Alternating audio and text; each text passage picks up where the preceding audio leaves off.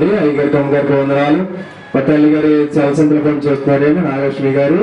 మరి బాబుకి 3వ సంవత్సరం మరి గడ్డ వచ్చిన హాస్పిటల్ తీసుకెళ్ళి చూపించారంటండి. మరి క్యాన్సర్ గడ్డలు అన్నారంట.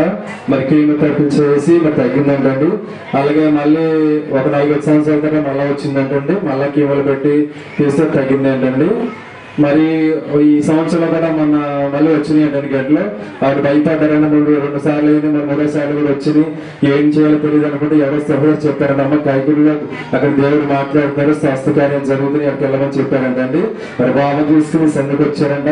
అది వచ్చే ముందు ప్రభా మీ సన్నికి వెళ్తున్నాను, మరి బాబుకి స్వస్థ కావాలి, మరి 2 సార్లు వచ్చింది, మరి ఇలాగా 3వసారి మరి టెస్ట్ చేయించుకోవడానికి వెళ్తాను మీ సన్నికి వచ్చి, మరి నార్మల్ రిపోర్ట్ రావాలి, మరి ఏ పాడ బాబులో లేకుండా వచ్చి ప్రార్థన చేయించుకుని టెస్టులు చేయించుకోవడానికి వెళ్ళారంటండి.